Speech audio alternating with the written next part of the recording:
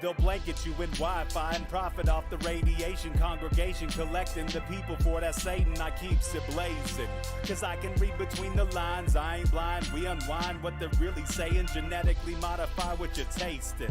Don't need that cottage promise, so now you live up in your mom's basement. Redesign time so your mind is always wasted. Programmed to crave the basics. Keep the beta in stasis. Pay the state, kid. You're in debt for being born. Messengers are more than just the price for being warned. Don't be alarmed. Disconnect from their machinations. Stop subscribing to the folly of own nations. Bone breaking ain't the answer, cause they seek the ownership of souls. Spread the seeds and watch them grow. Break the chains of control. Break the chains of control. Sweet eternal balance of all that is good, true, and beautiful, friends. Tonight on Rogue Ways, I'm ecstatic to play host to a true fellow badass rogue warrior who holds deep wisdom and puts it into practice with her traditional Chinese medicine practices and teachings. She's an acupuncturist, an herbalist, a philosopher of Taoism and other repressed ancient Chinese spiritual modalities, a teacher, an astrologer, a wide-awake purveyor of truth in this crazy world, and an Eastern demonologist of sorts. But most importantly, she's one of our master practitioners and teachers at One Day of Brightness this June 18th, so go grab your tickets now, and please welcome Jin of Jin and Tonic Wellness. Jin, how are you doing tonight? Good, how are you? I'm great. It's not actually most important that you're at One Day of Brightness. It's just what I'm most excited about. So just so everyone know, I'm sure your accomplishments in life are a little bit more important than you showing up at One Day of Brightness. But before we jump in and talk today, I do want to remind everybody to get your tickets to that event because it is almost always completely sold out by the time the event happens, and we're 2 weeks away from this event. So One Day of Brightness is live. It is on Zoom. It is virtual, so you can come no matter where you're at in the world. It is 10 a.m. to 5 p.m. about usually Mountain Time. And so I say usually because sometimes we are having such a great time and a great day that we stay longer and do more together, which happens. So that could happen this time too. It's always healing. It's always uplifting. It's intended to give you the practical information or experience to open your own spiritual channels, to get in deeper touch with your body, mind and soul and heart, all of the above. And it's just so rejuvenating and beautiful. And it's in connection with the summer solstice, which is always really nice. It's the equinox and the solstice every time we do this event, or as close to it as we can get. And so we do it in honor of that and to also tap into those energies, as we do as human beings anyways. But it's always so much easier when we create that intention in that field as a group. So come get your tickets. You're going to love it. I can't wait to see you there. And Jin, I always start with a pointless question of the episode. So I was going to ask you, what is your ideal heat and humidity sort of, because I know you're in the desert right now. I don't know if that's your ideal or if there's some other heat and humidity combo that you would prefer. Oh, this is the best. I like the desert a lot because I used to live in Chicago. The Midwest is very humid, hot and humid. But when it was cold, it was crazy cold. So I couldn't handle that anymore. So I said, I need the desert because the desert is dry and hot. You know what I mean? Yeah. It's not hot and humid. So sometimes, when it's like 120 degrees, my husband would say, oh, it's 120. I said, really? I thought it was 95. Because you're used to the humidity. Yeah. Because when it was 190 degrees in Chicago, which it didn't get so hot, if it was 120 degrees in Chicago, it would be hell. But I didn't think it was that bad here, 120 because of the humidity. Yeah. Yeah, it depends on individual's constitution. So maybe we can talk about that later. Yeah, I would actually love to know about that because I feel like I don't really know anything about it, obviously. So maybe you can help us determine like your constitution and my constitution. Maybe they're similar because I also have learned that I do way better in drier climates. And I grew up in the Northwest, the Pacific Northwest, which is very humid. It's not super hot, but it's really, really humid. And I moved to Colorado where it's much more arid, not nearly as humid, very dry. And it can get very hot, which I also don't love. But the dryness, I'm like, thank God. My body does so much better here. So what is of our constitutions? How would we know? And what does that have to do with it? Well, some people do better in a drier climate. Like, for example, I don't know whether you guys have heard that some people have arthritis When they move to the desert, all of a sudden their pain has reduced or disappeared, right? Yeah, you have seen it. Mm-hmm. So some people feel that they cannot handle the dryness and they feel just too dry, and they thrive in humidity, because those people, I mean, those people would be very yin deficient, meaning they're drying out from internally. Okay. People who don't like humidity, usually they have more dampness. In TCM, or TCM means traditional Chinese medicine. It means that they have too much dampness, too much mucus in the body. Yeah. It can cause by diet, it can cause by a weakness of the spleen. So if you want to have lots and lots of dampness in your body, meaning if you want a lot of glue in your body, eat lots of sugar, you will achieve that.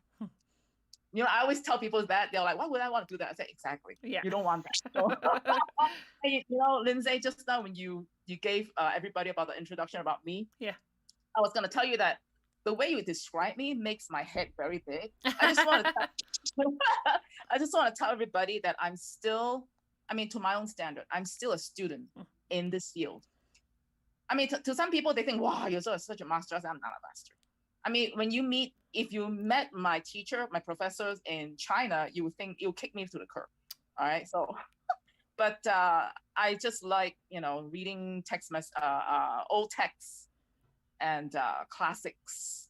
I just like to dig into all those ancient teaching. Yeah. You know, so I still call myself a student, because the more I read, the more I realize I really don't know anything. I'm like, oh my God. So it's kind of, you know, scary.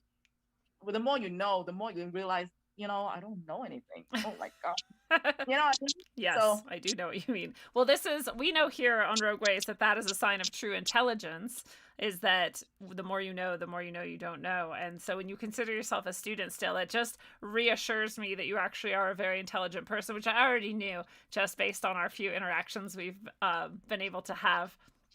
So I understand that, and I appreciate that. Based on my Facebook post? Yeah, that and some messages we've exchanged and the one other time we've talked. I like to think I can read people a little bit well. Yeah, I mean, you know, people say, why would you bother to share all the stuff? Because if I share, I remember. Mm-hmm. You know, if I read something and I share it, I remember it. Yeah, if you have to compose it, because your posts are actually really great. And if people aren't following you, maybe they can find you on Facebook and follow you. Because your posts are longer, they're lengthier, and they're full of actual information and tidbits. And then we get to learn something from it. And that's actually the first post I saw of yours was about astrology. And it was connecting astrology to, I don't remember what. Something about traditional Chinese medicine, I think. Were you talking about the planets that is related to, that's connected to the acupuncture point on our body? Yes, that was fascinating. Yes, the Big Dipper, remember? Yeah. I think that's, and then after that you approached me, I remember that. Yeah, I was like, what is this? This person's amazing. But you know, yeah.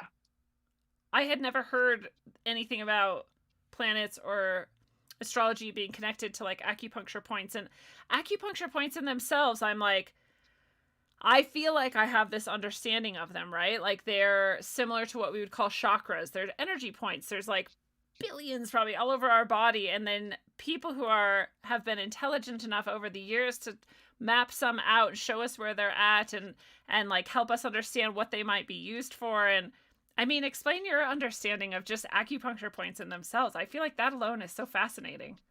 Okay, so from what I learned from ancient texts, some books actually call them portals or doors, where the points are, you cannot detect them through the machines.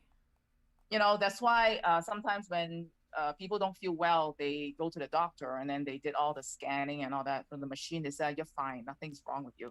Because the machines, they don't detect the stagnation of energy. Yeah.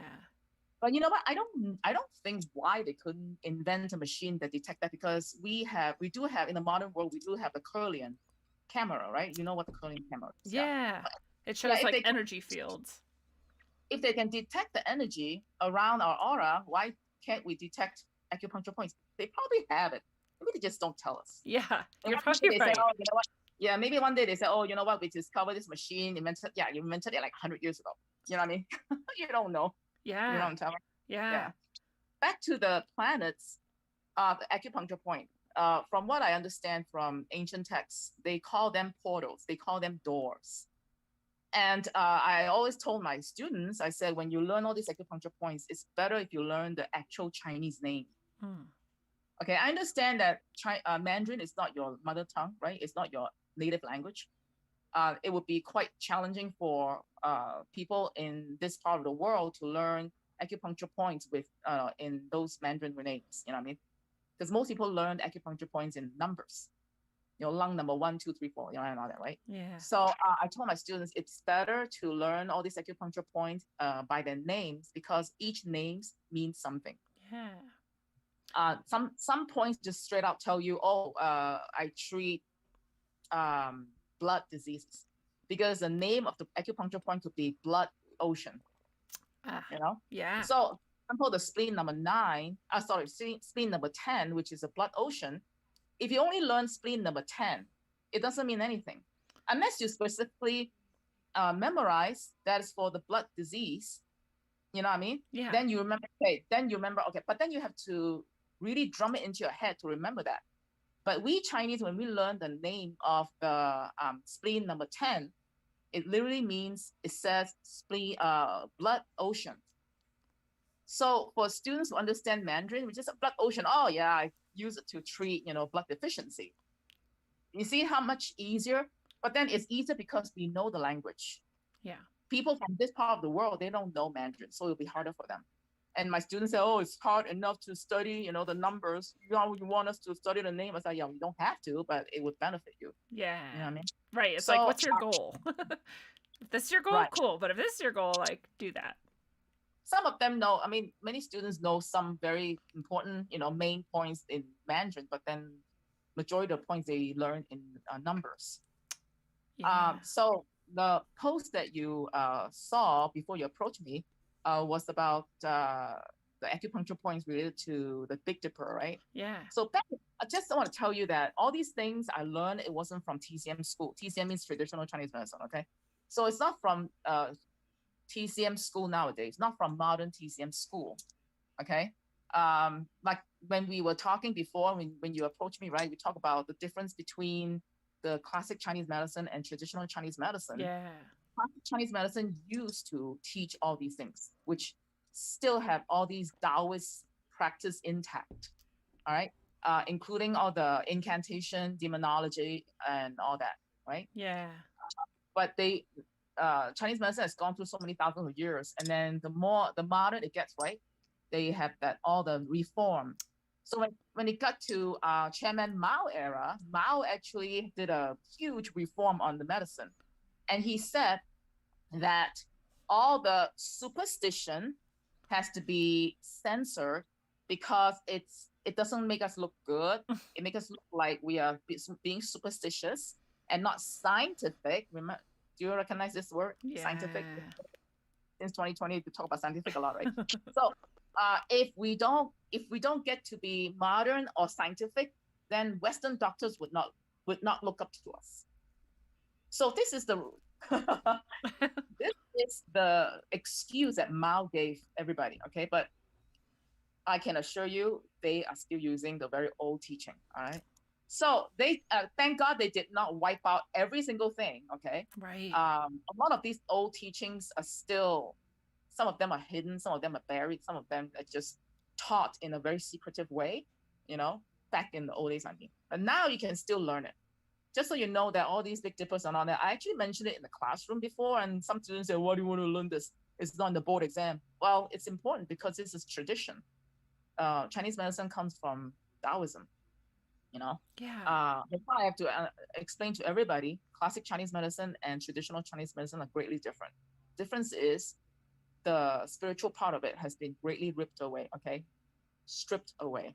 But regardless, I'm not saying TCM is not effective. It's extremely powerful. Being the fact that, the spiritual part is already wiped out, it's still very powerful. So can you imagine with the original teaching still intact, it can do so much more, Yeah. That's why now I'm teaching myself. I'm reading, because it's really hard to find teachers. All right. I do have a few teachers in China right now, okay, via online teaching. But it's really hard to find a Taoist teacher to teach you all these things. Yeah. So a lot of these things, I read it myself. I learn it. Every day I learn. Okay. Every day I read. And you see how I post stuff on my Facebook business page. These are the stuff that I learned by myself and I share it. I love Uh, that. Actually, it's greatly compressed. I mean, compressed, right? Is it called compressed? Like condensed into Yeah. some short posts. I can go on and on and talk about a lot of things. I just don't want to bore people. Oh my God, it's like Yeah. a 10 long post, you know? They're So, like, I'm used to reading like 3 sentences. What is this paragraphs thing? well, you know, people who are really into these things, they would stop and, you know, scroll through it. Those who are not into that, then I don't really bother to, you know, Yeah. cater to them, you know? Yeah, they're It's not going just to not receive it anyway. right. Yeah, so thank you so much for having me, you know, and I'm really interested in sharing what I've learned, you know, telling people the differences between CCM, which is classic Chinese medicine, and traditional Chinese medicine.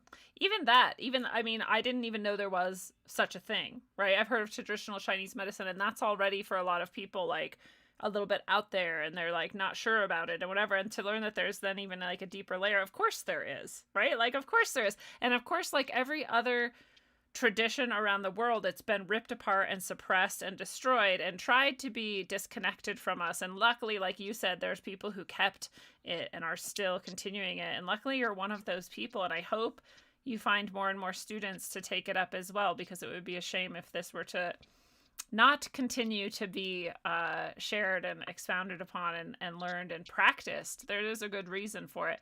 And I think there's intentional reason why the spirituality was specifically stripped out of it. I don't think it's an accident. And I don't think even Chairman Mao thought that it was actually for the reason he said it was. I think he was doing that on purpose too, as the patsy stooge he is. There's an agenda behind that, because these things are so powerful. I mean, if everybody cultivate their inner, we call it inner alchemy. Yeah. How can people be controlled easily? Right. So it can't let that happen. You know what I mean? Just make it enough to treat a lot of diseases. That's good enough. Yeah. So there's a very malicious agenda behind that, I believe. Just like the post that I said on my Facebook business page, I talk about Chinese characters. Remember? The traditional writing vs the simplified writing, you know, that's another agenda behind that. Mm-hmm. Yeah. So those of you who like all these cultural stuff, you know, esoteric stuff, you can check out my Facebook page, and I mentioned a lot of things, all sorts. Yeah, it's not just, you know, classic and traditional Chinese medicine and things. It really like runs the gamut of all of these different things that you're interested in, and they're all fascinating and beautiful. And I love that you go to these ancient texts. I couldn't do that, literally. They're in a language I don't understand, but I think most people don't do that anymore, right? They just rely on someone to just tell them. Read a modern text about it that's like been pared down and stripped of everything that matters, but you're going to the actual source. Yeah, even for Chinese people, they don't necessarily understand when they read old texts, because ancient people talk differently. You know, they don't talk like us. They use minimal words. The Mandarin that we speak now is actually modern Mandarin. You know, so when you read ancient texts, the way they express themselves actually was greatly minimal. So they can actually use probably 6 characters to describe one thing. But if you translate into modern Mandarin, you might need maybe 15 characters. You know, so some students ask me, how do you know that they express that's just one word? I said, we just know. It's a context that they put together. So, and again, if it was translated into English, you need more words. Even modern Mandarin, we can use 4 words to describe a whole picture, the whole scenery. But once you translate into English, you need more words for that. Yeah, I feel like Chinese is actually the superior language in many ways. I love the symbolic nature of, you know, and I don't know anything about it at all, so I don't even know what I'm talking about. But I know one example that really always gets me, and it's the word for, I want to say it's the word for disharmony or unhappiness, and it's the symbol of 2 women under one house or one roof. And I'm like, I love that. Like that simple character holds all this meaning. Yeah, Yes, the word for safety and peace or harmony. Yes, I know what you mean. Yes, the woman under the roof. If the woman under the roof, yeah, so she's safe, right? Right. Because back in the old days, ancient women, they don't really go out unless they are with a servant or the father or brother. You know, Interesting. yeah, that's why. So, were you always this wildly intelligent, or were you always kind of steeped in and learning these things, or did that like happen at a certain time for you for some reason? Did something sort of wake you up and send you this direction? Well, depends on well, no, I mean back then when I started studying Chinese medicine was because I came from a family, TCM family. Okay, so when we decided what kind of profession we want to get into, my father said, "Why don't you just study Chinese medicine?" I said, oh, "Okay," because I just want to leave home. You know what I mean? I just want to go overseas by myself. You know, I was crazy back then. You know, back in the 1990s, I flew to China by myself. You know, so I didn't know better. You know what I mean? I just said, "Oh, okay. I know herbs already because I grew up taking herbs. We never took any, not even Tylenol. Okay." So my father said, "You know herbs already. You know a lot of these, dietary, knowledge. Why not? Why don't you just go into Chinese medicine?" I said, "Okay." So I went to China and studied. I was like, "Oh my God, it's so difficult." You know what I mean? I got my feet wet, and then I couldn't get out of it. I was like, "Oh my God! All right, so I'm just gonna study." All right. So in other words, I never had other profession in my whole life. I only did this since I started treating people when I was like 19. Wow. So I'm 46 now. Oh, Um, you look 26, so nice job. you're so nice. That ship has sailed, all right? Sailed. Yeah, so I only know what to do. I mean, I only know TCM. I don't know what other profession. So if one day if TCM is completely illegal and we cannot do anymore, I don't know what to do, man. You'll just have to run the underground healing house, I you know? guess. Yeah, I guess. I mean, people are still gonna get sick, right? It's not gonna go away. Right. That's another thing, back when I was a teenager, because I sketch very well, I sew very well, right? So I told my parents, I'm gonna be a fashion designer, and they're like, fashion designer, and I was thinking, well, you know what? Wait a minute. If the economy is bad, nobody's gonna buy my clothes. They're not gonna come to my fashion show because of money, because those are just luxurious things. But they are gonna get sick, right? So back in the old days when I was a teenager, I was already a very practical person. You know what I mean? I don't choose something based on my emotion or because I love it, I'm just gonna go with my heart. No, I just picked it because I said even though the economy is bad, people are still gonna get sick. So why not? I already had some knowledge in herbology, but then I didn't know how difficult it was to study that. So Yeah, you just kind of launched yourself into it.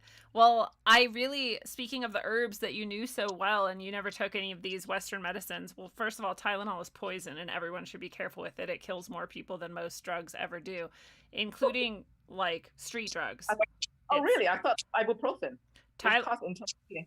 well, ibuprofen causes problems too, but Tylenol actually causes more overdoses than most drugs. It's a super dangerous drug, and people don't know Oh, that. wow.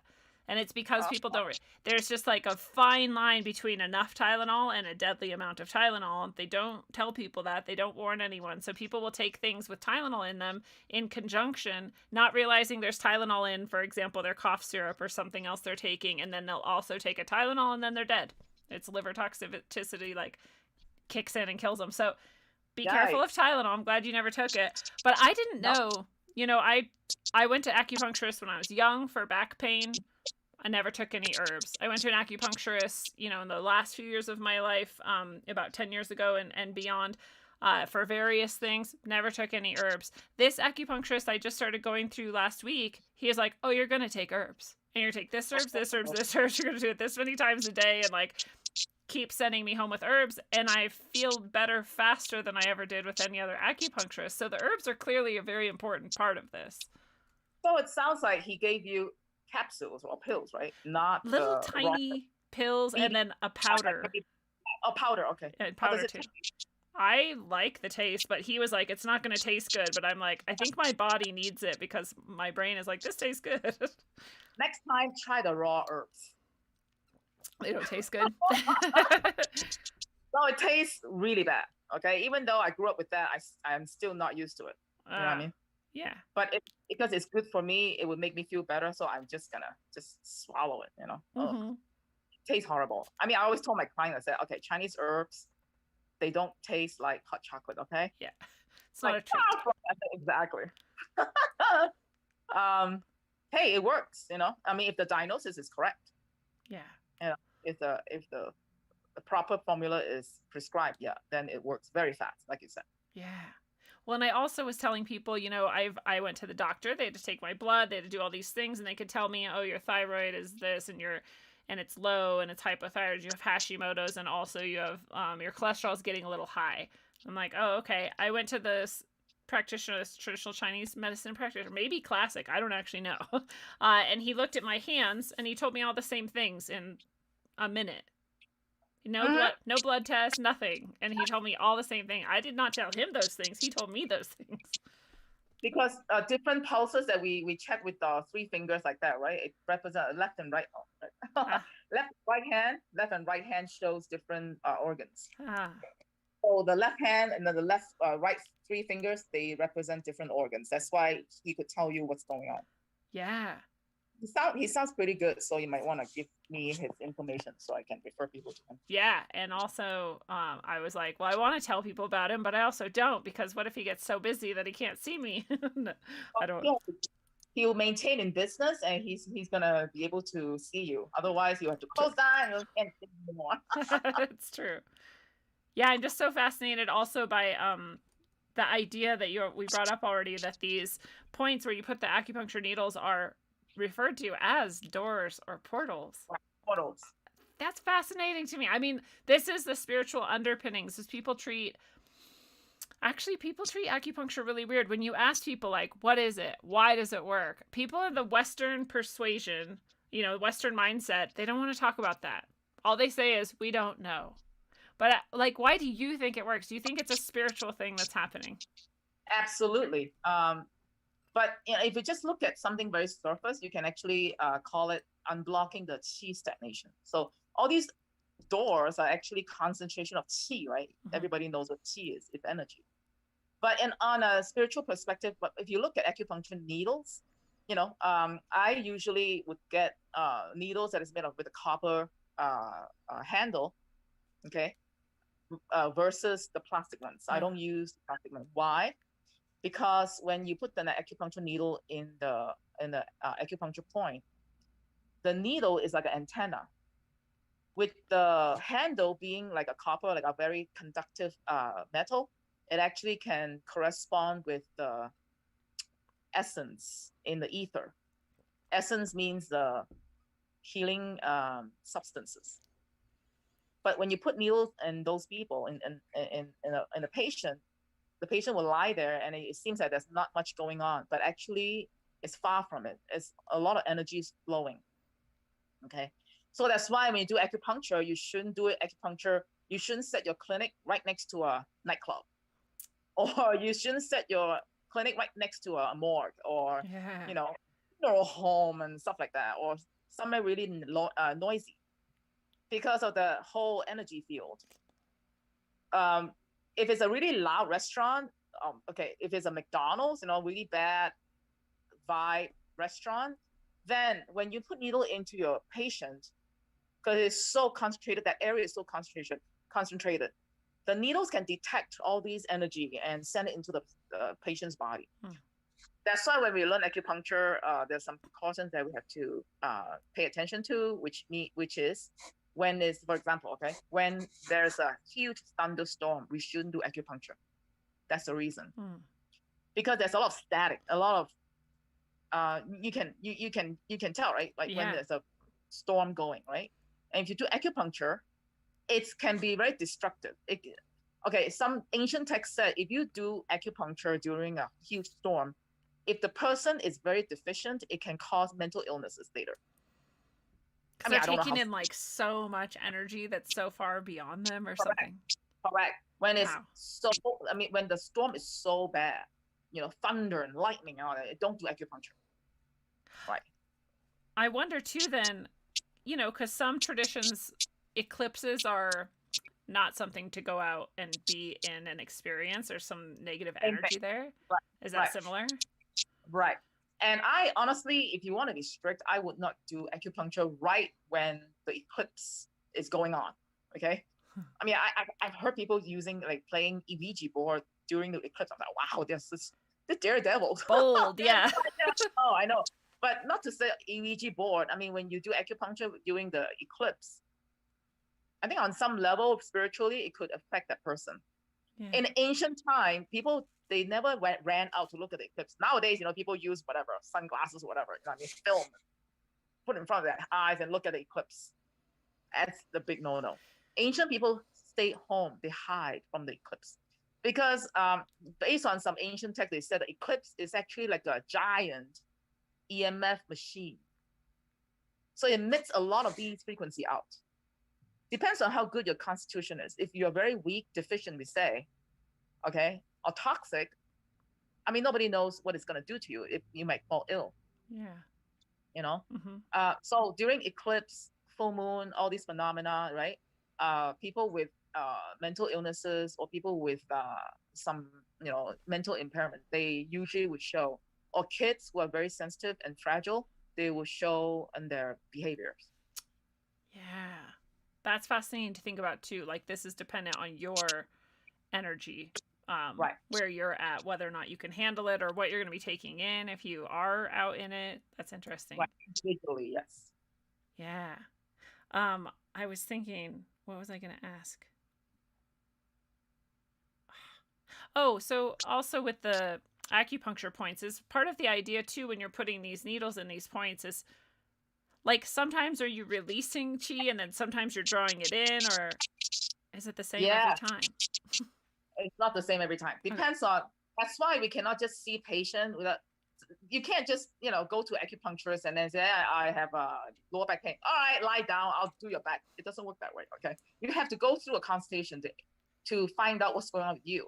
Because lower back pain can be caused by many factors. For example, okay, it can be caused by many factors. Just same with other diseases like headache, migraine. It can cause by so many factors. You can't just guess and say, oh, I think you have this. Without diagnosing you, it could cause damage.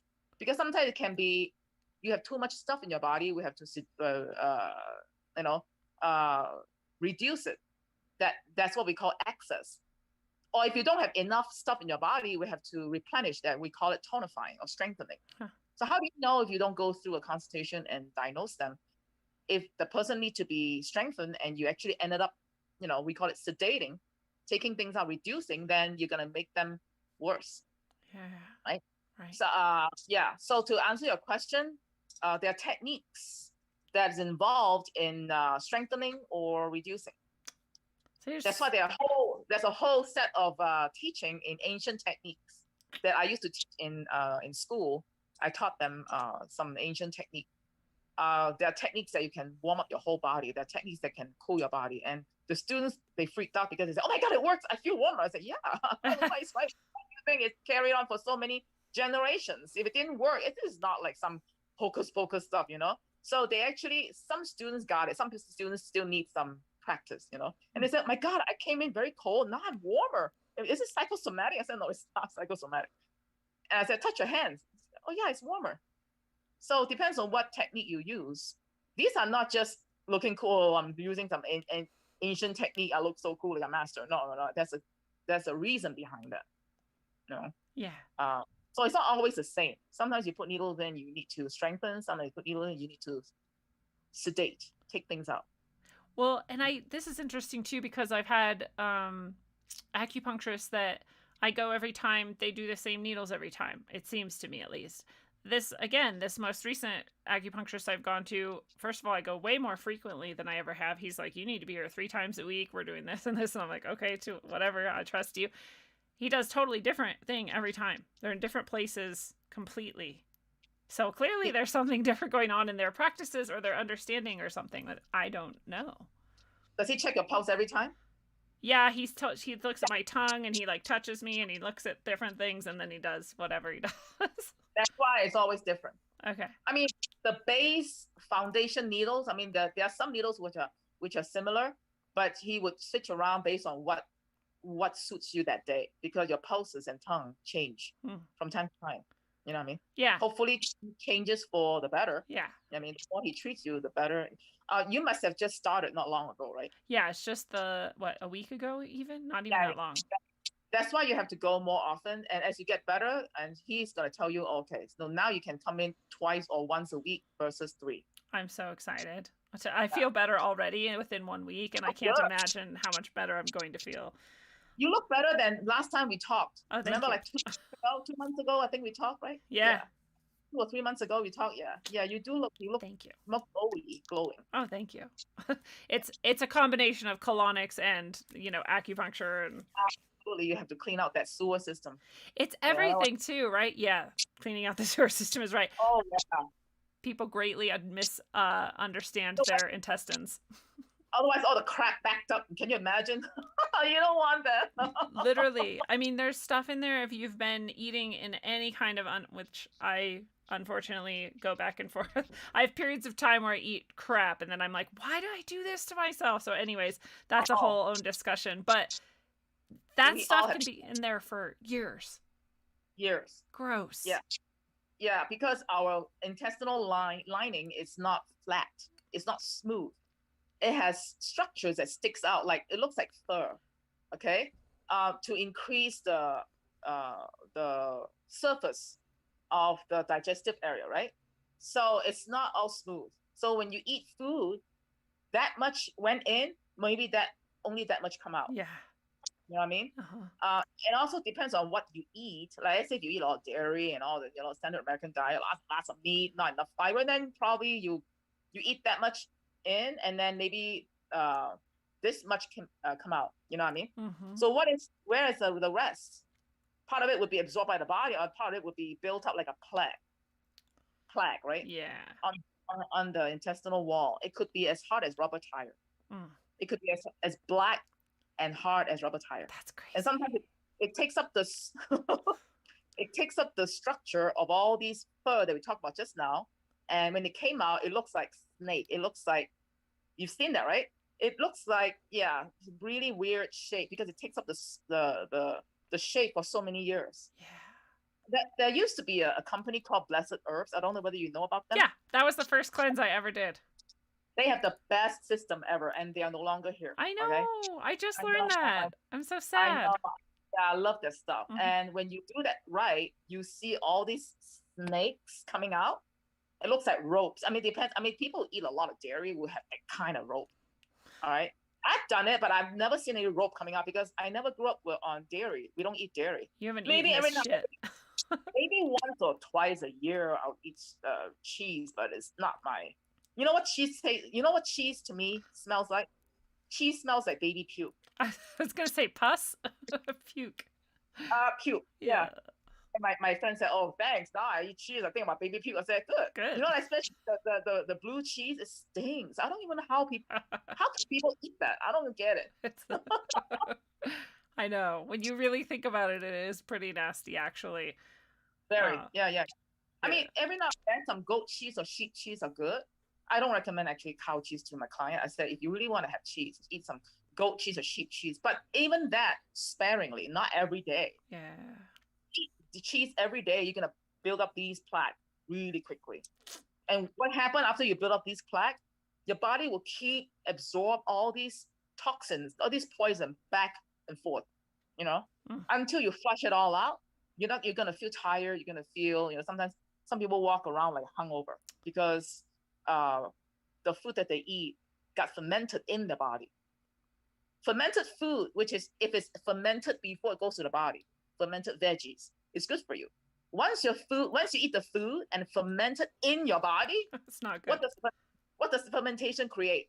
Alcohol, right? So the alcohol would circulate in your whole body, and then you walk around like hungover all the time. And some people, you look at them, they're always tired. They look like they had alcohol all day long. Yes. That's why it's so important that to clean out your intestinal, wall. You feel good. You feel like it actually feels really good because your intestine feels so empty, like there's a good void in it. Like, wow, I feel so light. Like I'm not carrying any weight over there. It feels so good. Well, I seriously, I had a colonics, sometime last week or something, and then I went to a chiropractor afterwards, and my chiropractor was like, "Oh my God, you're moving so easily," and I was like, "Yeah, probably because my intestines aren't full of shit, literally. Like my body could actually like move." And I was amazed. These things are all cyclical. Like we have to take care of every part of ourselves because they affect each other. Right. And also people who have a lot of acne, people who have really bad skin texture, they usually have a lot of toxins. Some people have like acne, boils, or pus, on the face. Those are actually, in TCM we call it dampness and heat.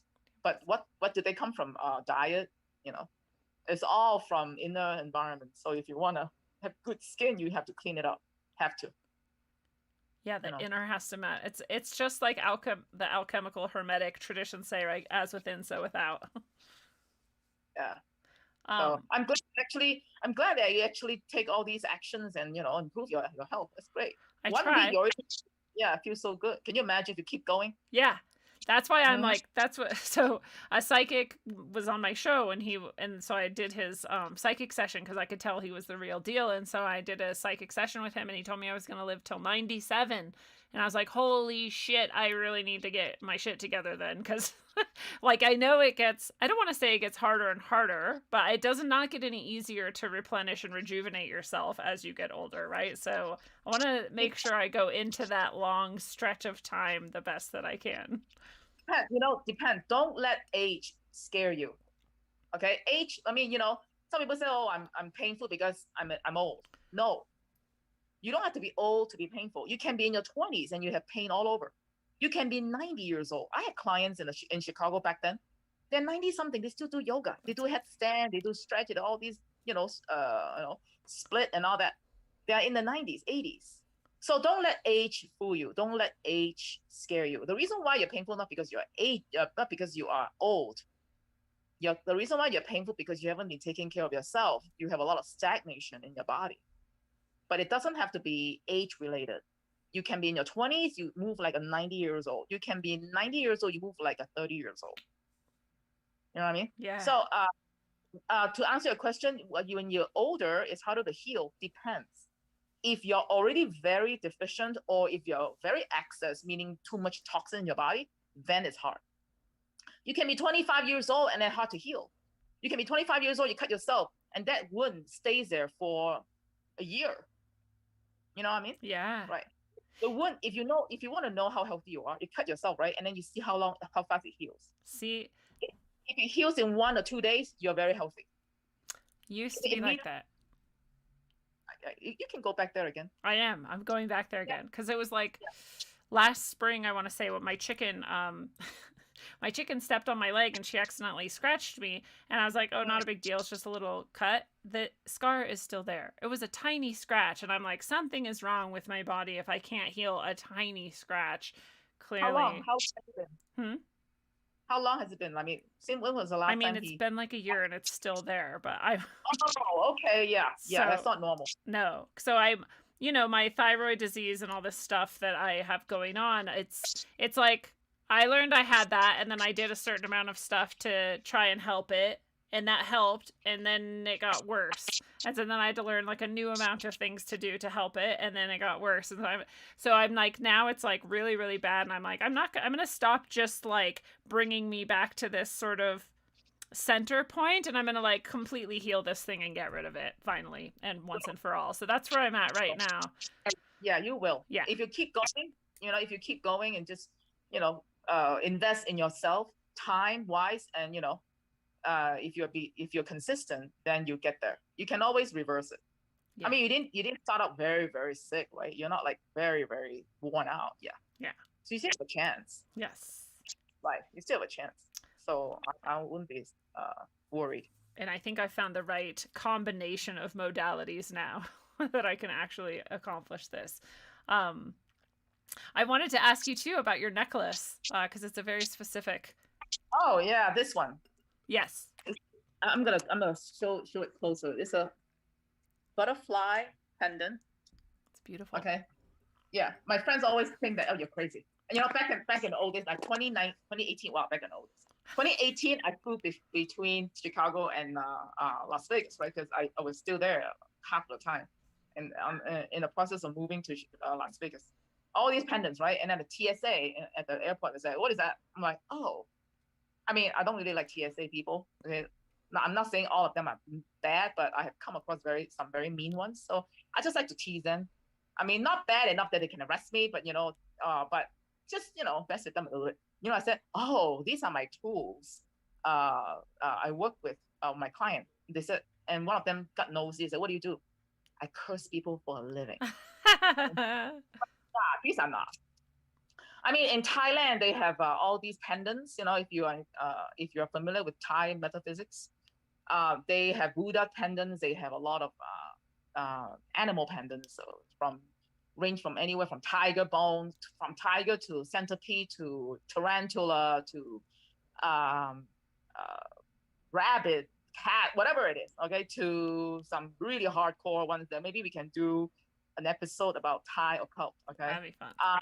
Yeah, I prefer the very light-hearted ones. The white magic ones, the white light ones, because if you're not careful, you can actually invite certain entities that you don't want in your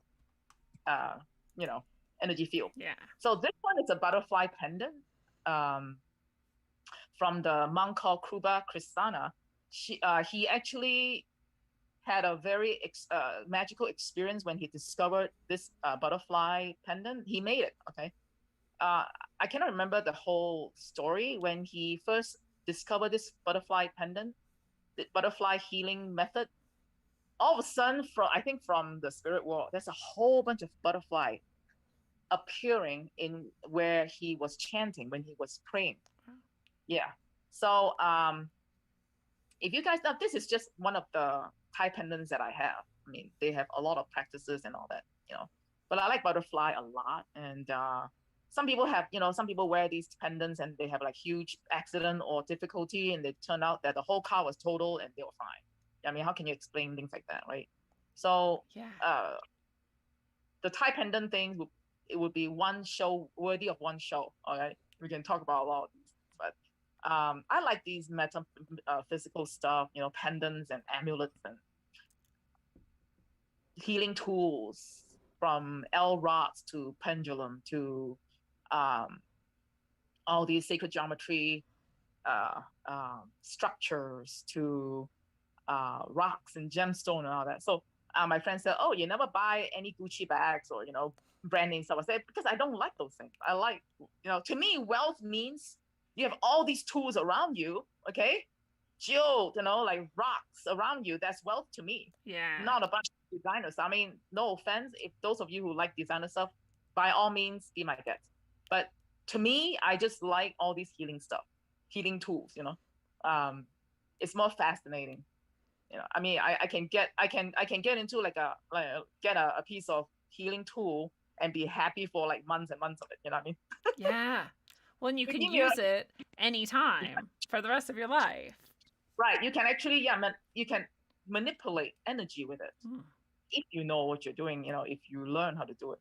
You know what I mean? So to me, it's more fascinating.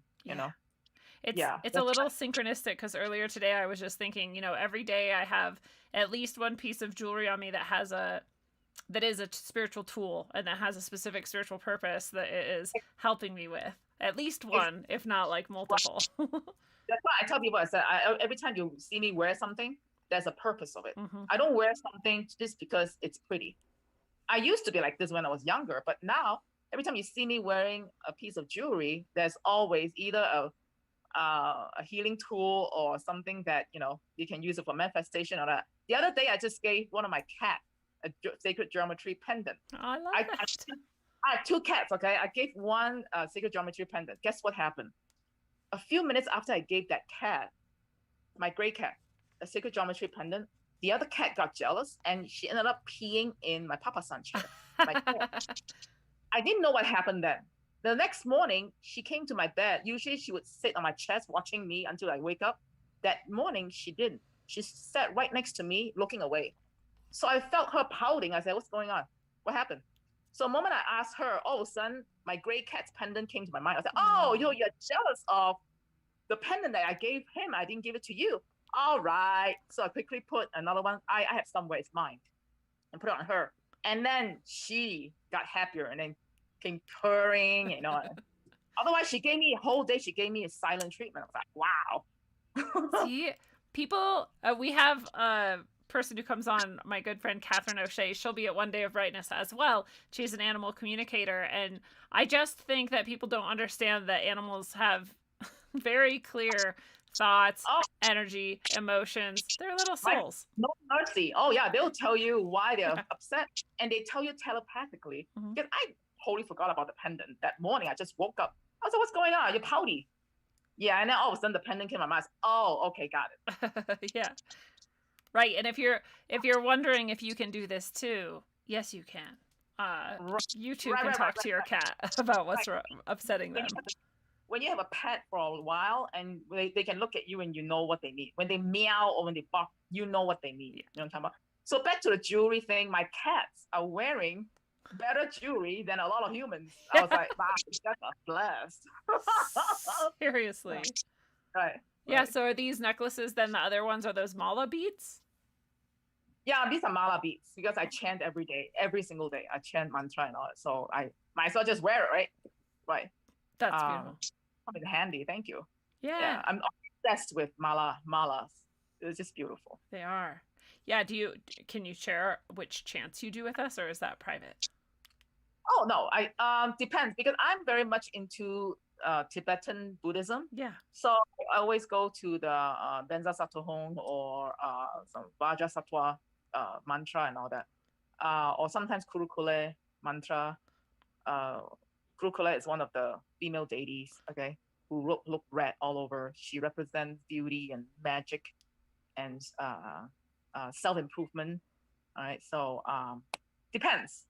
I just feel like it when I want to chant some mantra and all. Of course, mantra that emits white light, not mantra that kill people. Right? Yeah. I don't want that kind of energy around me, you know. Right. So, yeah. Creating the good stuff. Because your mala, after you chant using a mala to count, the mantra would be infused into the beads. So I'm not sure whether you want to chant something evil, you know, and then just infuse the beads and you wear it all over, and then Monday if your chi is weak, and what happened? You fall off the cliff or something? I don't know. I don't know what happened, okay? I don't know what would happen, but I just don't want that kind of energy around me. So no. Yeah. I would also only chant the goodness. And you do it, so there are 108 beads, right? You do it 108 times? 108 times, yes. That's dedication. Really? I don't know. I don't think most people even chant anything once, so let alone 108 times. When I was in Chicago, I actually gathered. I don't know whether they actually participate in this show, but if they were, they would know what I mean. I actually use my clinic as a meetup group. I mean, we get together and chant 10,080 times of mantra. Wow. We have done it. So sometimes usually if we chant that many times, we only chant the seed mantra. Yeah. They call it each mantra, you know, just one sound, or om, or you know, or ram, or you know, or reem, stream, all that.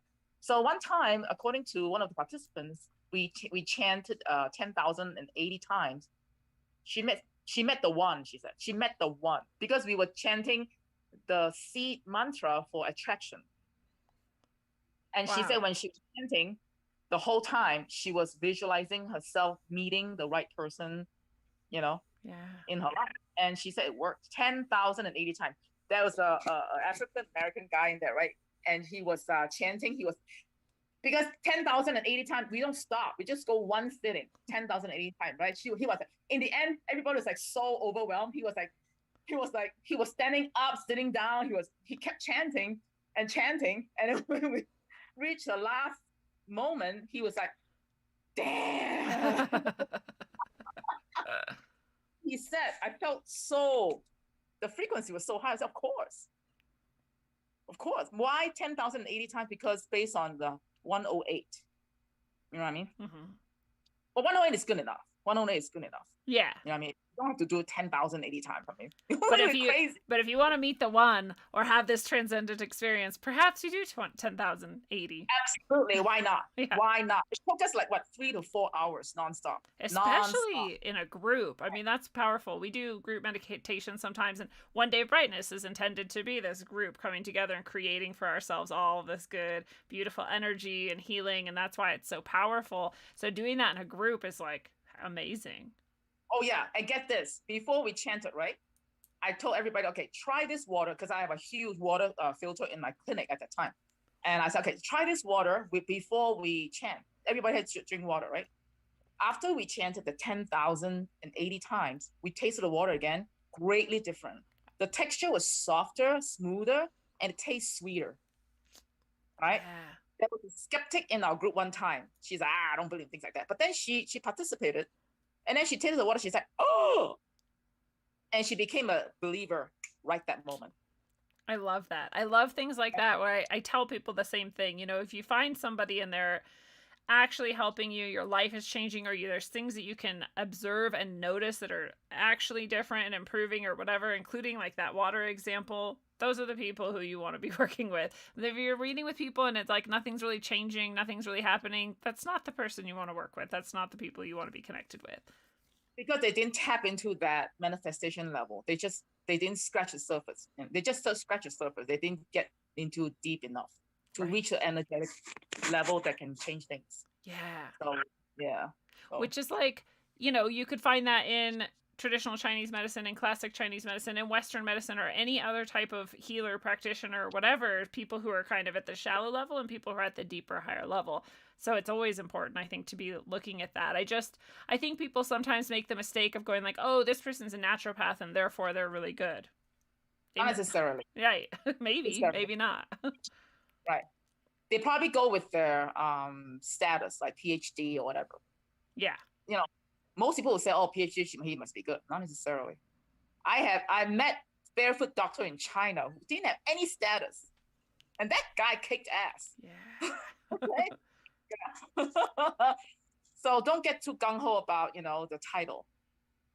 Right? Right. Especially with this atmosphere we're in now, right? Where everything's becoming even more centralized and dictated from these, centralized authoritative sources. And, we were just talking earlier today on a different show about how they're going to strip people of their licenses if they go on their own social media to state their own opinions about this experimental medication that's being forced down everyone's throat the past few years. If they do that, they could be stripped of their license. And I'm like, that's some authoritarian, like, bullshit. Well, we have to start letting go of this whole obsession with licenses if that's how we're going to be treating people. I agree. Right? I agree. One day they said no more no more licensing system. Great. Because they will really test people's skill. I'm not afraid. Right. I mean, if one day they say, you don't have to have license anymore. Great, even better. Yes. Because then you have to actually heal people and prove it, or have people who say like, yes, this person changed my life. Like, if one day they say, your PhD doesn't worth anything anymore. Good. Master degree doesn't work. Awesome. I don't care. Right. I'm not afraid of that. Right. I think it's better. Because it will show people true colors. It will show who's the good one, who is not. Yeah. Instead of hiding behind the title and then, do whatever. You know what I mean? Right. And that's what's so sad about it is we've been trained into not using our own senses and our own intellect to determine what's good and what's bad. We just go, oh, you have that piece of paper. You're good. What? Yeah, because we're all brainwashed. I used to think like that when I was younger. I was like, oh, the man that I'm with, he has to be a PhD. When I was younger. Now I'm like, no. I mean, maybe I got off that part of the matrix. I don't know. Yeah. Well, especially now that we see the universities and are just like cartels. You're just like, pay me the money, jump through these hoops. Here's your piece of paper. You didn't jump through the right hoop, or you didn't do it in the way, or you didn't use someone's like right pronoun or whatever. Like, nope, you don't get a piece of paper. Like, what does this have to do with anything? Bureaucracy actually is not healthy. I mean, for the whole practice of the medicine. Yeah, somebody said, but it's not safe. Anybody can practice. You think it's safe now? Right. Somebody can have a PhD. They can still jab your lung and then, and collapse your lung. Or inject a random untested experimental poison into your body, watch you die from it, and go, oh well. Absolutely. We are all brainwashed to believe that the paper or title make that person safer. Not necessarily. Right. But I think I suspect we're going back to the original. I hope so. I think. Yeah. That's my great. Oh, good. That's good. I don't have to pay for my license then. Yeah, there's less of that bullshit too, which would be nice. It's actually cheaper for everybody when we don't have as much bureaucracy. Yeah, and it's weird anyway that anyone was like, "Oh, I need the government to tell me what's safe and what's not, to license these people, so then I'm going to blindly trust it." Like, when did you turn off your brain? Like, why can't you use your own discernment to decide what's safe and what's not? That's a crazy idea in and of itself. If it floats their boat, by all means, be my guest. Right. But the rest of us got affected. Yeah. Right. Yep. Yeah, and then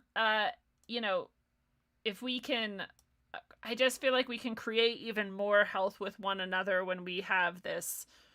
Everybody has a little bit more responsibility for that discernment and for that, I don't know, just thinking, just being intentional and thinking, right? Like, as it is right now, we're so mindless. We're just zombieing through life. We're just told to do this and that and this and that. And then we're like, why am I fat and dumb and unhealthy and dying early? It's I think individually it's the matter of degree. You know what I mean? I'm sure you and I, we have our brainwashed, stuff that we're still holding on to. I mean, our goal is to keep shedding that part of us, right? Absolutely. I mean, it depends on the level of severity. That's why we want to keep learning so we can shed that part of us that is no longer serving us. Always. Always aiming to do that. Lindsay in the chat said that's so beautiful. This sound, that water was restructured from sound, in these cymatic waves when you guys were doing the chanting to create this new water. I have this, it's so disgusting. I have all these different ways of purifying water, and I'm so grateful for them. I have a distiller, I have a Berkey filter, and I have all of these things I can do to my water, and I have my shungite stone in my water tank and everything, but I fill things up from the tap, right, to pour them into one of those many places, and it's so disgustingly foul. Like, it smells like shit and bleach and toxic shit, and I'm like, this is what people are just drinking. And that's what it smells like. And you wouldn't know it until you have enough clean water and pure water. And then you go smell that and you're like, oh my God, that's what people are fucking drinking. They don't even know it. Right. So and sad. People keep drinking, and because they're so used to it, they don't question. No. Right. And if you tell them that, like, look, your water is toxic. Like, you need better water. Theorist. Yeah. You're a conspiracy theorist, they say that. You're right. You're like, test it. You can test it. There's literally like, oh, it's so gross. What do you think is the largest or some of the largest threats to humanity right now? It's just a little tiny question for you to suddenly give us an answer to. The biggest threat is not willing to explore and learn. And the biggest also involve in trusting authority completely. And not open-minded enough to try to comprehend things that we cannot see, if they see on the TV or media, they say, oh, that's true, just because it wasn't reported on TV or media, they say, oh, it's not true. You're just a conspiracy theorist if you say that. I think that's the biggest threat. Yeah. So the outer forces can actually use that to manipulate people, because there are people who would buy into that kind of, manipulation, right? Mm-hmm. So we live in a very informative era that is at our disposal, right? You can just go on computer and click away and you can find a lot of things. So there's absolutely no excuse to not know a lot of things nowadays. Some people say, well, we don't know what we don't know. How are we going to start that? That's why books are for. That's why you want to put in time to learn. You know what I mean? Yeah. Instead of watching a reality show and all that doesn't make any difference in your life. You know what I mean? Yeah. Those of you who like that, by all means, go ahead. I'm not asking you not to do that, but it's just to answer those people who want to learn. How do they start? You just have to pick up a book. Yeah. All right, just not Vogue magazine, okay? Um, Something more than that, you know what I mean? Yeah. Be open-minded. So I think that's what the biggest threat in our world right now. Tom Waters, he said you have to make books cool again. Is it Tom Waters? No, John Waters. John Waters. Yeah, John Waters. I think he was a comedian or something. Like a TV character or something like that. And he said we have to make books cool again. You know what I mean? Yeah. My student said, "Do ebooks count?" I said, "Absolutely, ebooks count." Yeah, as long as you're actually reading.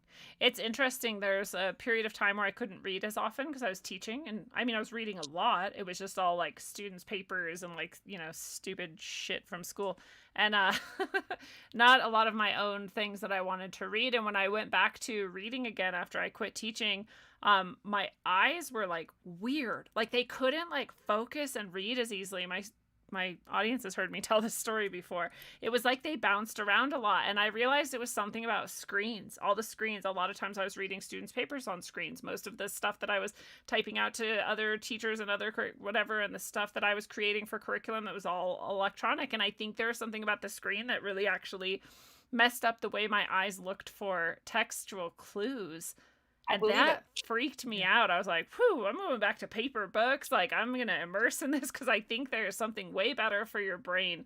And I'm also like, yes, read e-readers if that's how you get your books. There's nothing horribly wrong with it. But I do think it's better to read actual physical books. I like actual physical. It smells so much better. Yeah, and it feels good. Ebooks are only good for traveling. Yes. I mean, you cannot bring your 5,000 books with you in your bag, right? But you can have 5,000 books in your cell phone or in your Kindle Fire or something. Yes. That's great. Yeah. That's when I love ebooks. Yes. But if I could choose, I always go for the physical books. Especially because I also like to write all over them. Like drawing things and making notes, like ruining every book I've ever read, but it helps my brain, so it's good. Yeah, this authority problem we have in blindly trusting and following authority, it's another thing, many that we've talked about tonight, that is intentionally created, right, to get people more dependent and to get them less thoughtful, to help them be less independent and more reliant on this system. And it is intentional, and I feel like there's a spiritual component to that, just as everything else we've talked about tonight too. Do you feel like there's like primarily the sort of like war we're fighting, if any, is a spiritual one? Yeah, this is what I heard, okay? War is no longer the traditional, bomb or spears and all that. You know what I mean? Yeah. I believe that we are going through spiritual warfare every single day that people have no idea about. Number one, we don't know how severe it is. We don't know what type. Okay, people who have learned a lot, we probably can guess what type, but still, we don't know how severe it is. So that's that kind of warfare is bad enough. I mean, it's really severe spiritual warfare, or you can call it psychic warfare. Yeah. Because through that, you can actually impose other physical warfare more easily. Would you think so? Right. Yep. Yeah, if you don't have your spirit intact and your spiritual understanding of who you are, then it's way easier to get in your mind, to get in your heart and create fear, to get you to destroy your body, and now you're not even a threat. You don't even pose a threat at all. So they start with TV. They start with, and then music can be a spiritual warfare. Mm-hmm. Sound, that's why we have sound. If there's sound therapy, what makes you think it wouldn't be sound destruction? But there's therapy, there's destruction, right? Mm-hmm. Yin and yang. We live in in duality. Yeah. So if one thing can heal, it can definitely destroy. Yeah. That's why they can use sound to affect us, because sound is frequency. That kind of destruction is so hidden. People would not question it. Oh, the songs sound cool, but you don't know what the frequency is. You know what I mean? Yeah. And plus the lyrics, it's just every day you just listen to the song, okay? It's like subliminal. It just drum into your head over and over and over. So it infuses in your subconscious mind. That's why I prefer mantra song. Yeah. Or no songs at all. Yeah. Or no, just silence. Silence is the best most of the time. You know what I mean? So I like Diva Primal's songs, you know, mantras. Ah. Yeah. Yeah. Yeah, we're So very if I have to, sorry. We're very similar in that way. I'm like, I'll be like driving, I'll be like an hour into a drive, and I'll be like, oh, I haven't had any music on this whole time. My students are like, Miss Brown, what do you listen to like when you're driving? I'm like, honestly, I don't listen to music. And they were like, what's wrong with you? I was like, I just like, I like to be with myself. I like to spend time in here. Yeah, right. Silence is just, you stay in stillness, you know what I mean? Mm-hmm. It's very nourishing sound to me. Or nature sound is very nourishing because of frequency. Yeah. You know, right? So that's why back to what we talked about just now, that you can actually use music or sound to attack people. Yeah. It's all magic if you think about that. It's all energy manipulation. You know what I mean? Magic doesn't have, it doesn't have to be like in front of the altar. Oh, you summon some demon, not like that. I mean, those are, high level, high magic, but magic can be simply using frequency to manipulate or create a result that you want. It's magic. It's a great point. Right? Mm-hmm. Yeah, and it's a great point too. Like you said, the yin and the yang, the duality. There's this, and so there's that. If you can sing these chants and do this chanting in this group and create this water that's so beautiful and structured in this amazing way, you can taste and feel the difference. You could do exactly the opposite, and this is why they're putting those fucking 5G transmitter things like on the water towers. Have you seen that shit? Oh, really? Oh, it's disgusting. Water tower? I'm like, this is not an accident. Oh my goodness. Yeah. Gross. So they are, another word, they are poisoning the water system using frequency. Yes. Vicious. Yeah. Not an accident. Wow. I see it, and almost every water tower I see now has it on that. And I'm like, and so so maybe we all need to create the practice for ourselves that we chant at our water, pray with our water, like infuse it with this energy, because they're definitely using that against us. So we want to invert that and use it for good. That's another warfare, actually, if you think about that. Yeah. You know what I mean? Yeah. I mean, bombing and all that is archaic. Nowadays, they use something that people don't even know, like infiltrate people's mind, That's a kind of warfare. That's actually pretty high tech. Yeah. Yep. It's disgusting. I've shared this before, but I would like wake up. I quit drinking since then, but 6 years ago or something, I woke up one night really, really still drunk, really basically.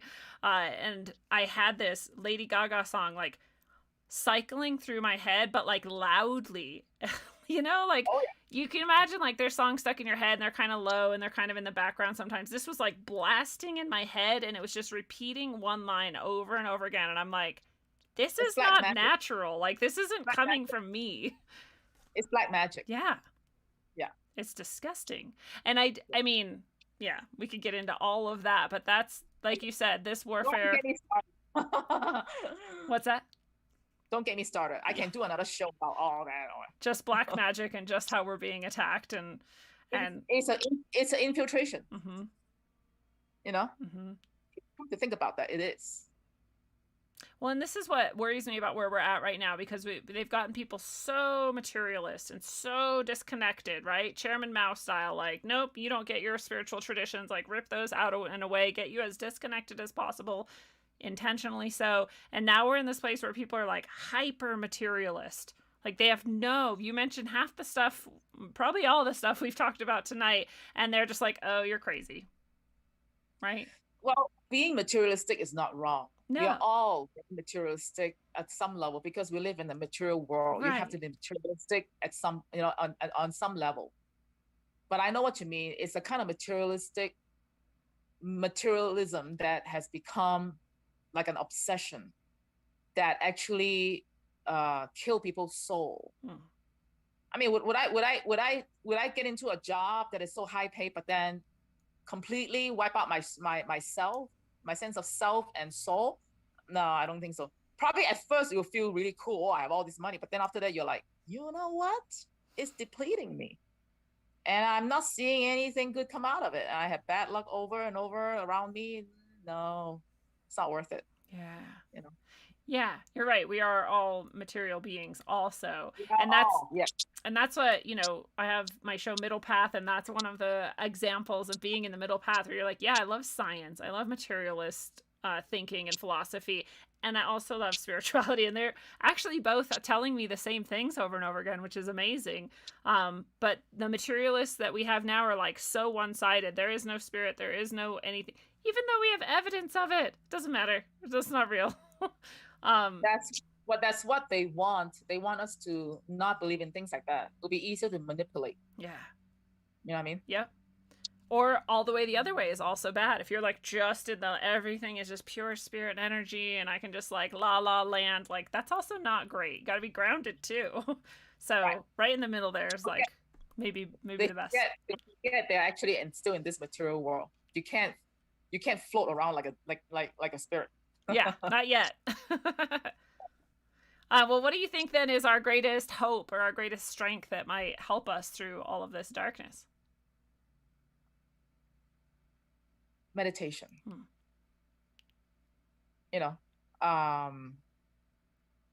Eating healthy. That's another infiltration, if you ask me. Yeah. Destroying your inner environment, making you prone to diseases. And if you get to that level, you cannot even think straight, let alone being conscious. Yeah. You have to start there. Also, wipe out the whole music industry, if you ask, which I don't think is possible. I'm talking about. Wipe out the TV. Yeah. Might not be possible, but like you said, we can still, as people, choose not to listen to that shit, read more, right? Absolutely. Yes. That's always a choice, right? That's always a choice. I mean, the environment is very polluted. I mean, you don't want to add on to it. You know what I mean? You don't want to, our environment is really polluted, so I'm just going to do whatever. No, it's a difference. Environment is already very dirty, very polluted, and you just avoid as much pollutants or contamination as much as possible. So it's better degree, right? Right. I'm glad you said that because there's so many people who are like, well, everything's going to give you cancer, so I'm just going to like smoke and eat pizza and drink and whatever. And it's like, well, I mean, I guess if that's what you want, do that. But it sounds bad. The reason why they say that because they haven't reached a painful time that there's like, oh, crap, I did not die instantly, but I have to lie here for 10 years and suffer. Yeah, you die. You die eventually, but then if you die fast, great. Yeah. If you're lucky enough. The worst thing is you're not dead, but you're lying there wishing you're dead. That's the worst part. You know what I mean? I mean, people eat healthy, still get sick. Yeah. Let alone if you don't. True. Right. Very good point. It's just a matter of the degree that you want to tolerate. Yeah. That's a very good point. Is it wrong to eat bad? No, it's not wrong. It's your own body. You can do whatever you want. It's just that whether it's working. Yes. At one point, what is more important to you? You want a quality of life or you want just a few minutes of enjoyment? It's up to you. Right. I like that we keep coming back to that too. Like, cool. Okay. So what's your goal? Is your goal to die slowly in pain? Then keep going. Absolutely. I always tell my client, I say, okay, I'm going to tell you all these things. All right. See, when they come to see me the first time, right? Because I don't know them, I have to diagnose them. I'll go through a whole diet stuff. Okay, I give them a book that I put together, whatever they need. Nobody left my clinic confused. Nobody. Because I put everything on the table and say, I expect you to do this. This is what you need to do. But you're an adult. I cannot tie you up and make you do it. Whether you want to do it or not, it's up to you. But my job is done. I already told you what I want, what needs to be done. Now, it's okay if you don't do that, but I don't want to hear you complain. And I'm sure you're not a personality now, right? Yeah. You come back and tell me the same thing, complaining the same thing after I told you what to do. Oh, I will rip you a new one. Yeah. Well, okay? It's fine if you don't want to do it. Completely fine. You're an adult. You can choose that. But don't complain. Yeah. I don't want to hear it. This is what I love about you is you have no compunction about that. You're just like very easily and happily speaking your mind about everything. And I think a lot of people who, I don't know, they feel like, oh, I'm in business or, oh, I'm trying to attract clients. And so I'm going to put on this face or whatever. And I'm like, why though? Because now you're going to attract that likes fakeness. Like just be yourself. You're going to attract the people who need exactly that from you. That's your magic. Actually, I had a thriving business in Chicago before I moved to Las Vegas. Okay, The reason why I'm left because of a lot of factors, of weather, the politics there, high taxes. That's why I left. When I was in Chicago, I never advertised my business. It's just all word of mouth. And in Chicago, I have a reputation. They say, oh, you go see Jen, you better square up. She doesn't take bullshit. Some people call me Dark Angel. All right. So some people actually come and say, you know what? I'm really scared to see you. I don't know why, but I heard that you are very strict. I say, damn, yeah, I'm strict. Because if you put yourself in my hand, pay me, hire me to take care of your health, I will have to, take responsibility on that. Yeah. I say, oh, you can do some, you can drink some, oh, you can do moderation. There's no moderation you can talk about when you're first having a treatment. When you get better, maybe you can talk about moderation, right? Right. If I say if I'm that kind of nice practitioner, oh yeah, okay, I just want to be nice. All right, don't do that this time. Okay, do it next time. When you're not healing fast enough, guess who you're gonna blame? Me. Yeah. Right. So I would rather right off the bat, I said this. It's fine if you don't want to do that, but if you do it, great. But if you don't do that, and if you don't heal fast enough, don't blame me. I already told you. That's why I said it's better off to be honest right off the bat. People who cannot handle that, they just don't see me. Yep. It's fine. I don't need to please everybody, No. I feel exactly the same. I love that. There's so much we have in common, and that's one of the things we have in common is both of us are not in any way concerned with what other people are thinking about us. We're like, cool, if you like it, right. Here it is. If you don't, bye-bye. Right. I don't mean to be rude to them. You know what I mean? You don't hurt. I mean, knowing that they have a miscarriage, you don't just say, oh, blah, blah, blah. You just, you want to be sensitive. But you're honest. You want to be compassionate, but you don't let them off the hook. Doing things you have already told them, but they still keep doing that and not listening to you and then not healing. Yeah. And come back and complain about the same thing. You know what I mean? Yeah. You don't have to be rude, you just have to tell them right off the bat. If Right. they don't like that, just don't see me then. Right. I love it. Right. I love it. I hope people go check out and follow you on Facebook. The link to your page or website is also below us, so they can go check you out there. But you're also coming to One Day of Brightness on June 18th, and we don't want to go too deeply into what you'll do there, but I would love if you would share with people at least a little preview of what you hope to do on One Day of Brightness. Then we talking about demonology, where the old time, in the second dynasty in China, it's called Shang Dynasty, right? They believe that diseases were also caused by the spiritual aspect, which they offended ancestors or demons or entities, right? Yeah, that kind of stuff. Yeah, we're gonna cover that, and also other spiritual things that lead to that. I mean, today, actually, today before this show, I was wondering. I was like, oh my God, what if I don't know what to say? What if there's a long pause? I was like, nah, I trust Lindsay. Lindsay will know how to. But we end up having such good conversation. I mean, so that day when we talk about all these things, other conversation is gonna come up. Mm-hmm. You know what I mean? Yes. Because it's impossible to talk about one thing and then not lead to another thing. You know what I mean? Absolutely. Right. Yeah. Right. I'm really excited about it because I'm fascinated, and we don't hear, or at least I never have until I met you, heard about that level of. I just call it demonology. I don't know what other people will call it, but especially in conjunction with Chinese medicine, like never. So I'm very excited about that, especially because of my own understandings of how those things are combined. And, I know you're also friends with Phoenix Aurelius, and he's a good friend of the show. My sensei. And he's been on the show many times, and he also has a piece of, information that he's gotten from the IEDF machine that talked about viruses being connected to demons. So it's super interesting how all these different possession and all that. Right. I can say 90-something% of diseases has to do with the spiritual aspect of it. I understand. But modern medicine, meaning modern TCM, even we don't reach that level anymore. Mm-hmm. But we can still do a lot of things. We can still. So can you imagine if we put that kind of teaching back into the medicine, how powerful we would be?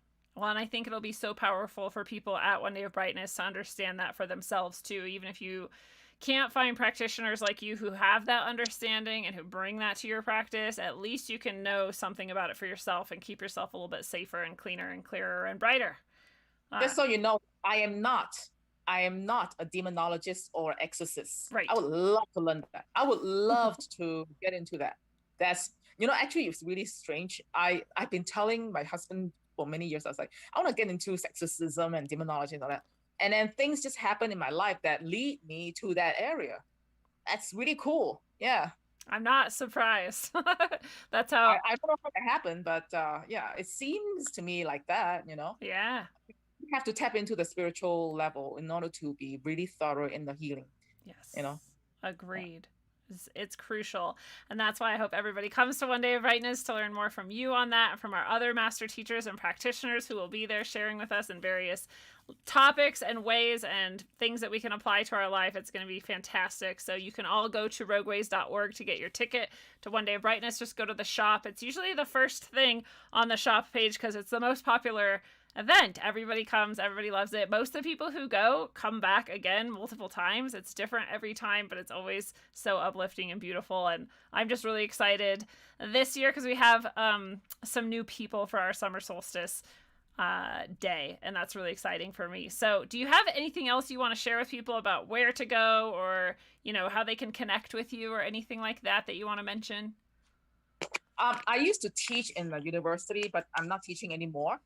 But I'm still going to teach CEU courses, continuing education study courses to practitioner. Yeah. Right now, I'm in the process of establishing my own practice, but I'm still going to teach professional classes. I mean, anybody can sign up. You just don't get continuing education study unit if you're not a practitioner. Right. But will you learn things? Of course you would. So my courses mostly focus on ancient texts.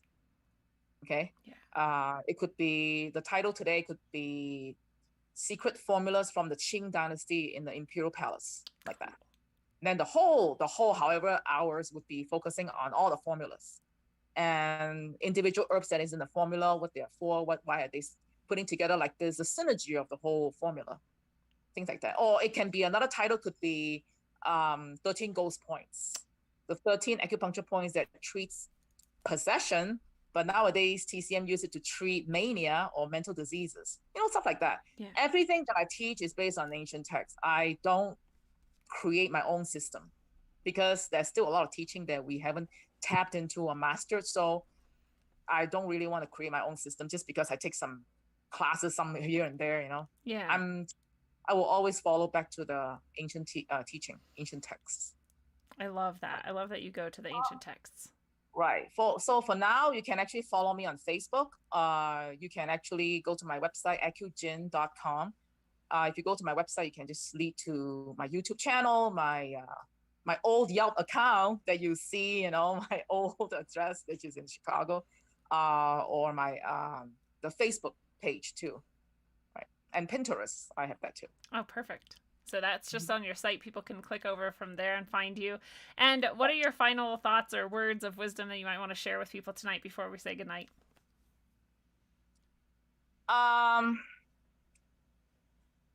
Just so you know that see me as somebody who share knowledge with you as your peer. Don't see me as a spiritual teacher or somebody who's high up there. That's what I want to convey. Just like a rogue warrior would, we're all equals here and we're sharing and learning together in equality, and I love that as well. So, fellow travelers of the path, it is a beautiful thing. This has been your analog electric concentric dose of wisdom according to the healing metaphysician and acupuncturist Jin of Gin and Tonic Wellness. Jin, thank you so much for sharing with us tonight. Thank you for having me. That was beautiful. Well, complexity is a matter of perspective. All things can offer up their complexity in ever-increasing matters of degree, and can unearth unending infinities of data and difference with spectacular results. And all things can also generalize into overarching principles and relative sameness, oneness, and uniformity. The trick is to know which situation and goals require which perspective, complex, simple, or somewhere in between. And until you master that paradox, travel well, aim for balance, and always look inside first. Mwah. Thank you.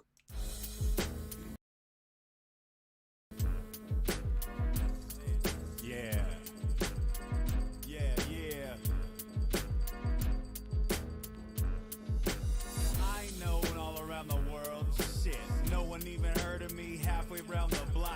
just got an SOS from somebody's girl, begging for a photograph of my watch.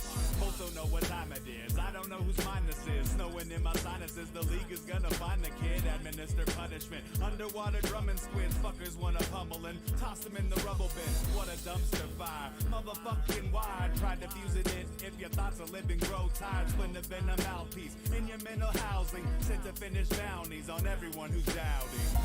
There you have it, folks. There's the first round. Contestants know what they won. This insanity. God damn it, Chuck. Said tell them what they won. Took a little breather while we took a break. Went to a park and stole a rich kid's cake. Staking marijuana too, bumping some Nevada tunes. Wash it down the clown with some of Svetlana's brew.